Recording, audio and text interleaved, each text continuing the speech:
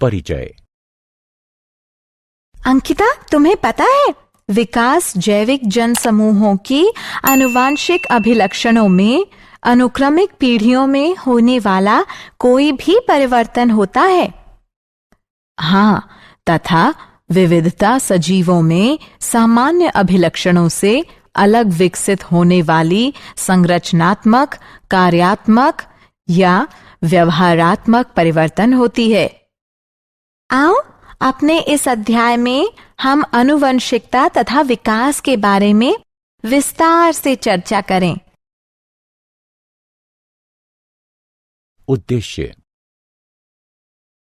इस पाठ के अंत में आप निम्न करने में सक्षम हो जाएंगे: विकास को परिभाषित करना, जीवन का उद्गम समझना, उपार्जित तथा वंशानुगत लक्षणों को पहचानना, जाति उद्भवन समझना, विकास तथा वर्गीकरण को समझना, अनुरेखण विकासात्मक संबंधों को समझना, जीवाश्म को पहचानना, विकास चरण को समझना, विकास तथा प्रगति में अंतर पहचानना और मानव विकास की प्रक्रिया समझना। विकास। विकास एक सतत प्रक्रिया होती है जिससे होकर वर्तमान जीव तथा पौधे जीवन के उद्गम के समय से विकसित हुए हैं। विविधता। जैसा कि हम पहले चर्चा कर चुके हैं कि विविधता सजीवों में सामान्य अभिलक्षणों से अलग विकसित संरचनात्मक, कार्यात्मक एवं व्यवहारात्मक परिवर्तन होती है। विविधताओं का उद्गम तथा संचयन आवश्यक होता है क्योंकि ये विकास के लिए कच्चा पदार्थ प्रदान करती हैं।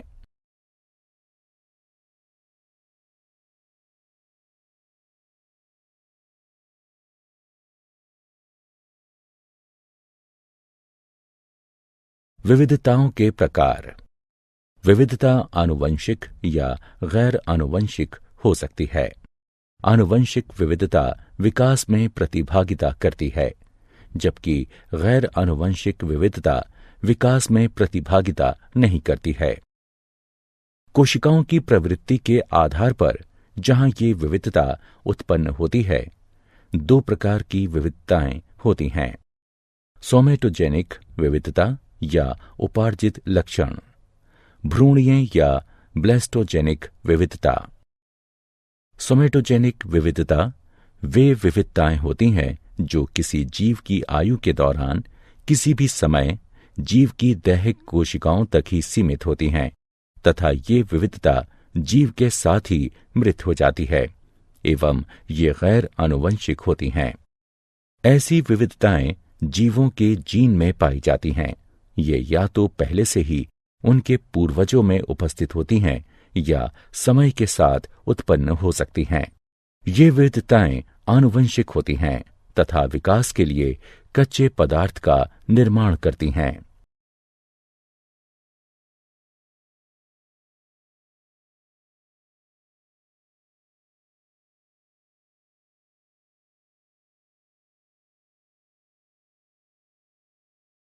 विविधता के स्रोत। विविधता निम्न कारणों से होती है: उत्परिवर्तन, आनुवंशिक विचलन। उत्परिवर्तन एकाएक, वृहद तथा आनुवंशिक पदार्थ में होने वाला परिवर्तन है। ये परिवर्तन कुछ प्राकृतिक कारकों या मानवीय गतिविधियों द्वारा हो सकते हैं। आनुवंशिक विचलन अवसरगत अस्थिरताओं द्वारा जीन आवृत्ति में होने वाला यादृच्छिक परिवर्तन है। यह समष्टि के आकार के विपरीत अनुपात में होता है एवं इस प्रकार यह छोटी समष्टि में अधिक ग्राह्य है, जिनमें अंतःजनन की अधिक संभावना होती है तथा यह हानिकारक जीनों की होमोजाइगोसिटी की आवृत्ति में वृद्धि करती है। यह बिना किसी अनुकूलन के विविधता प्रदान करती है।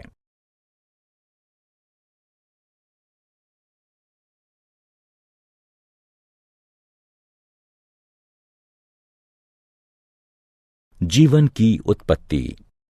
जीवन की उत्पत्ति के सिद्धांत को डार्विन के प्राकृतिक चयन के सिद्धांत द्वारा सर्वश्रेष्ठ रूप से समझाया गया है। इस सिद्धांत के 3 मुख्य बिंदु हैं। प्रत्येक जीव में जीवित रहने तथा जनन करने की क्षमता है। जनन के दौरान जीव प्रजातियों के साथ विविध अभिलक्षणों में विविधता प्रदर्शित करते हैं। लाभप्रद अभिलक्षणों के साथ जीवों में अधिक जनन करने की क्षमता होती है। वे अभिलक्षण जो जीवों के जीवित रहने में सहायता करते हैं, वे उनकी संतानों द्वारा आनुवंशिक रूप से अपनाए जाते हैं तथा पीढ़ी दर पीढ़ी ये धीरे धीरे बढ़ती हैं या ये प्राकृतिक रूप से चयनित हो जाती हैं। स्टैनले एल मिलर तथा हैरोल्ड सी उरे ने सन 1953 में अपने अनुरूपण प्रयोग में लघु कारक स्थितियों के अंतर्गत अति साधारण यौगिकों से साधारण यौगिकों के गठन को प्रयोग से सिद्ध किया था।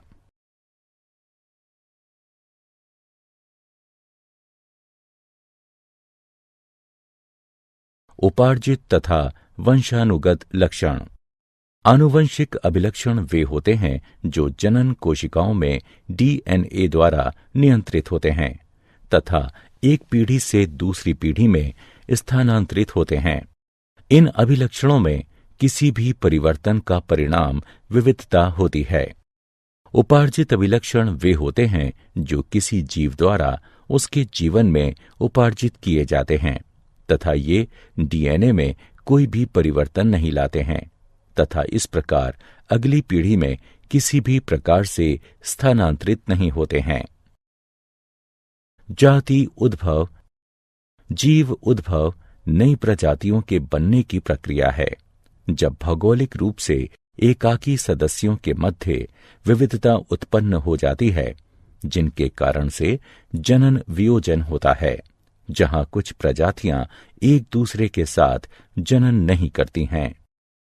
किसी समष्टि के गूढ़ परिवर्तनों के साथ सदस्यों के एक अन्य समष्टि में पलायन से नव समष्टि में नए लक्षणों के विस्तार में सहायता प्राप्त होती है। आनुवंशिक विचलन वह होती है जो प्राकृतिक आपदा के कारण एक जनसंख्या से कुछ जीनों को निष्कासित कर देती है या मृत्यु जीन आवृत्ति में परिवर्तन लाती है।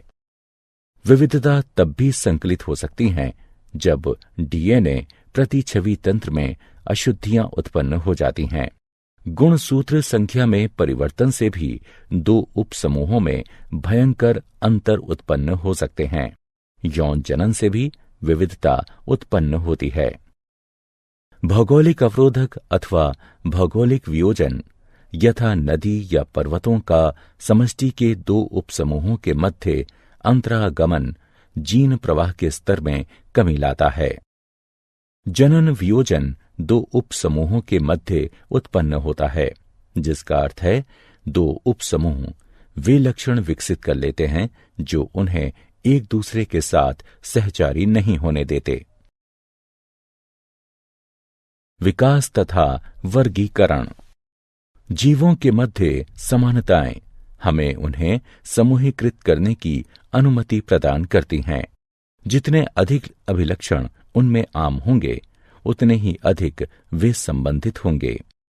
जितने निकटतम वे संबंधित होंगे, उतना ही नजदीक उनमें आम पूर्वज होंगे। इसे एक भाई एवं बहन के उदाहरण से अधिक स्पष्ट रूप से समझा जा सकता है। वे निकटतम संबंधित होते हैं क्योंकि उनके पूर्वज समान होते हैं। इस प्रकार हम प्रजातियों के छोटे समूहों का निर्माण हालिया समान पूर्वजों के साथ कर सकते हैं। फिर इन समूहों के उपसमूहों में अधिक समान पूर्वज होंगे।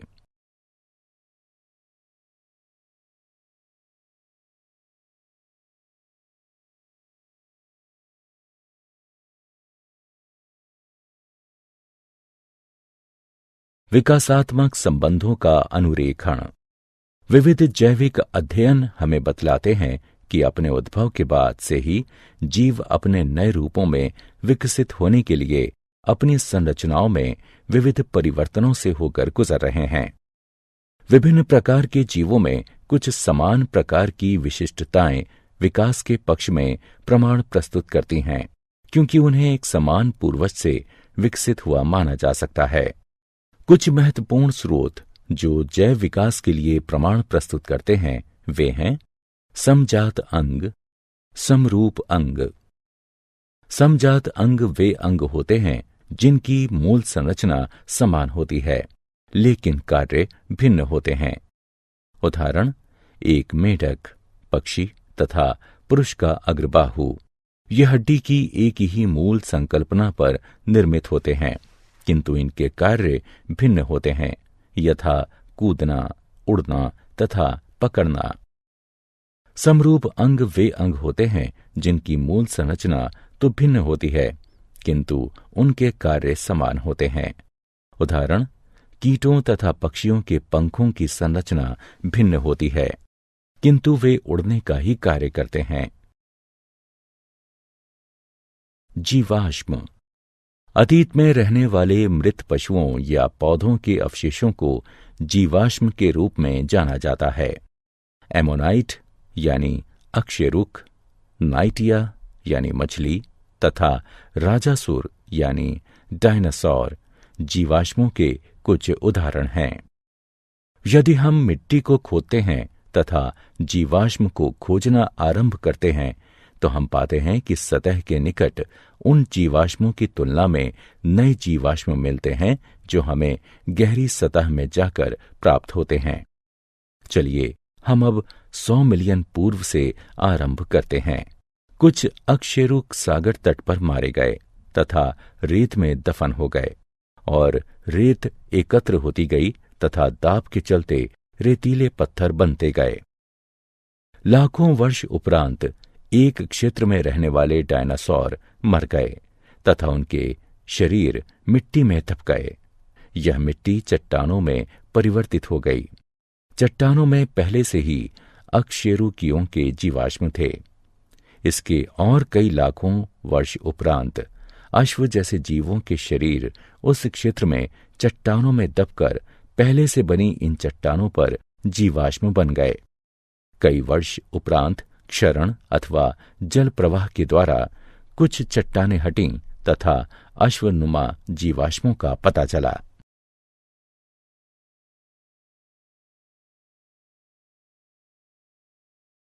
विकास चरण। एक परिवर्तन जो आरंभ में किसी गुण के लिए लाभकारी होता है, बाद में भिन्न कार्यों के लिए भी उपयोगी हो जाता है। उदाहरण, पंख आरंभ में ठंडे मौसम में रोधन प्रदान करने के लिए उपयोगी थे, किंतु कालांतर में वे उड़ान भरने के लिए उपयोगी हो गए। कुछ डायनासोर में पंख पाए जाते थे, हालांकि उन्होंने उड़ने के लिए कभी भी पंखों का प्रयोग नहीं किया। विकास तथा प्रगति में अंतर। विकास में पुरानी प्रजातियां नई प्रजातियों के निर्माण के दौरान विलुप्त नहीं होती हैं तथा अधिकतर पुरानी तथा सामान्य प्रजातियां अभी भी जीवित हैं। विकसित प्रजातियां कभी भी पैतृक प्रजातियों से भिन्न नहीं होती हैं। विकास प्राकृतिक तथा आनुवंशिक विचलन पर आधारित होता है, जो एक साथ मिलकर एक ऐसी समष्टि का निर्माण करते हैं जो अपनी पैतृक प्रजाति से वियुक्त होती है। मानव विकास। जैसा कि हम पूर्व में चर्चा कर चुके हैं कि मानव तथा बंदर बहुत ही निकटतम संबंधी प्रजातियां हैं। बहुत समय पूर्व इनके पूर्वज समान हुआ करते थे। यहां तक कि मानवों में भी पूरे विश्व में प्रारूपों में तथा विशिष्टताओं में अत्यधिक विविधता पाई जाती है। काफी समय तक हम इन मानव प्रारूपों को मानव जातियों के रूप में मानते रहे।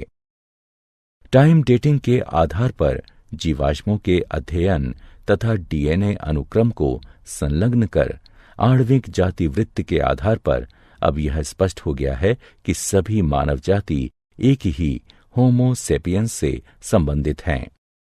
होमो सेपियंस के आरंभ के सदस्य अफ्रीका से आए प्रतीत होते हैं। हमारे कुछ पूर्वज अफ्रीका में ही बने रहे तथा कुछ पूरे द्वीप में फैल गए। कुछ ने अफ्रीका छोड़ दिया तथा समय के साथ पूरे ग्रह पर फैल गए। अन्य प्रजातियों के समान पूर्वजों के इन समूहों ने भी अपना जीवन अभिभावी परिवेश में व्यतीत किया तथा विभिन्न भौगोलिक क्षेत्र में विशेष विशिष्टताओं के साथ विभिन्न रंग के होने के लिए आनुवंशिक विविधता विकसित कर ली। क्या आप जानते हैं, टी डॉब्जेंस्की ने आनुवंशिक तथा प्रजातियों का उद्गम नामक पुस्तक लिखी है। कोकरवेट जटिल जैव यौगिकों के संग्रह होते हैं तथा खंडकरण एवं विखंडन द्वारा प्रगति तथा विभाजन में सक्षम होते हैं। आरंभिक कोशिकाएं प्रवृत्ति में अवायवीय, प्रोकैरियोटिक तथा कीमो पर पोषित थीं। ए.आई. ओप्रिन ने जीवन की उत्पत्ति पुस्तक 1936 में लिखी। हर्बर्ट स्पेंसर ने विकास शब्द दिया। चार्ल्स डार्विन ने जैविक विकास के सिद्धांत का प्रस्ताव दिया, जो संशोधन के साथ वंशानुक्रम प्रतिपादित करता है।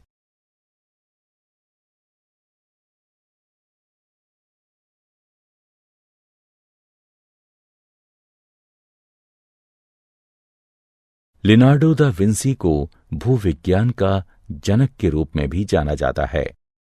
W.F. लिबी ने कार्बन 14 डेटिंग तकनीक का प्रस्ताव दिया, जिसे पूर्ण डेटिंग तकनीक भी कहा जाता है। बोल्टवुड ने डेटिंग जीवाश्मों के लिए यूरेनियम आधारित पद्धति का सुझाव दिया। नेंडरथल मैन प्रथम सभ्य व्यक्ति था, जबकि क्रो-मैग्नन मैन को आधुनिक व्यक्ति का विलुप्त प्रतिनिधि माना जाता है। मानव को बंदरों से अधिक चिंपांजी के नजदीक माना जाता है, क्योंकि मानव तथा बंदरों के डीएनए के बीच में 10% का अंतर है। वहीं मानव तथा चिंपांजी के डीएनए में 2.5% का अंतर है।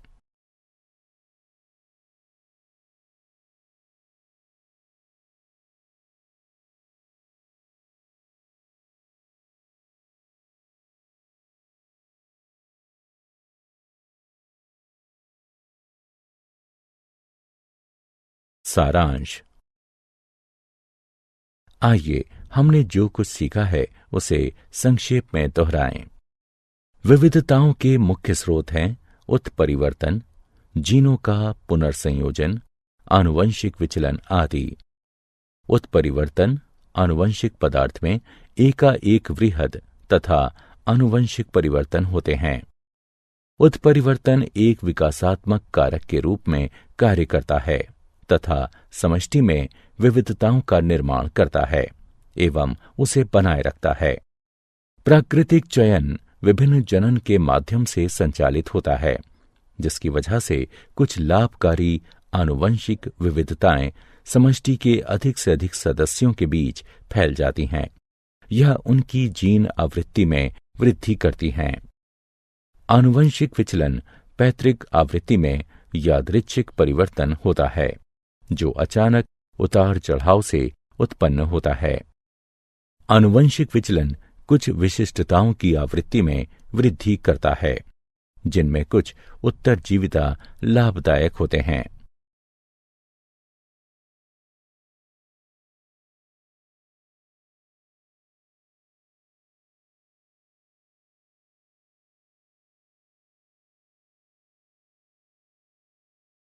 चार्ल्स डार्विन ने जैविक विकास के लिए प्राकृतिक चयन के सिद्धांत का प्रतिपादन किया।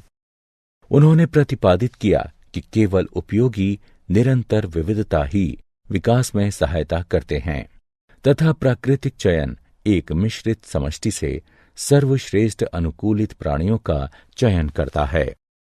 जीवन के उद्गम का सबसे स्वीकृत सिद्धांत है कीमोसिंथेटिक सिद्धांत। इसका प्रतिपादन ओपेरिन तथा हेल्डेन द्वारा किया गया था।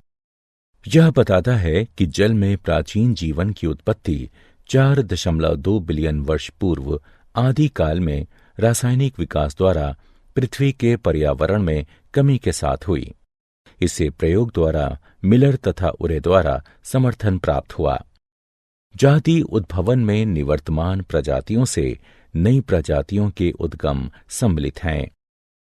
जाति उद्भवन उत्तरोत्तर या तात्क्षणिक हो सकता है।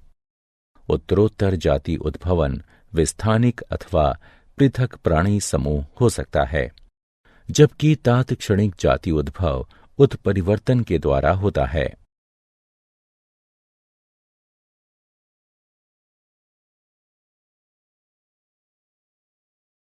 विकासात्मक संबंध जीवों के वर्गीकरण द्वारा अनुरेखित किए जा सकते हैं। समजात अंग वे अंग होते हैं जिनकी मूल संरचना समान होती है, लेकिन कार्य भिन्न होते हैं, जबकि समरूप अंग वे अंग होते हैं जिनकी मूल संरचना तो भिन्न होती है, किंतु उनके कार्य समान होते हैं। जीवाश्म वे अवशेष अथवा विलुप्त जीवों के कड़े अंगों की छवियां होती हैं जो तलछटी चट्टानों में संरक्षित की जाती हैं। ये विकास के लिखित दस्तावेज हैं। विकासात्मक संबंध कुछ अंतःकालीन चरणों द्वारा निर्धारित किए जाते हैं। उदाहरण, पंख वाले डायनासोर यह विचार प्रदान करते हैं कि पक्षी भी विशालकाय सरीसृप हुआ करते थे। एक समान पूर्वज कई असमान परिलक्षित संरचनाओं का विकास कर सकता है।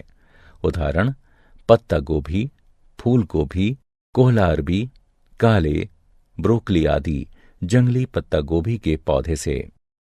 विकासात्मक संबंधों का निर्धारण आणविक वंशागति के आधार पर भी हो सकता है, विशेष तौर पर रक्त प्रोटीन तथा परिवर्तित डीएनए मात्रा। मानव विकास अफ्रीका से होना आरंभ हुआ तथा इसमें असंख्य मानव प्रकार सम्मिलित हैं, जैसे अफ्रीकी बंदर मानव, जावा बंदर मानव, पैकिंग मानव, क्रो मैग्नन मानव तथा आधुनिक मानव।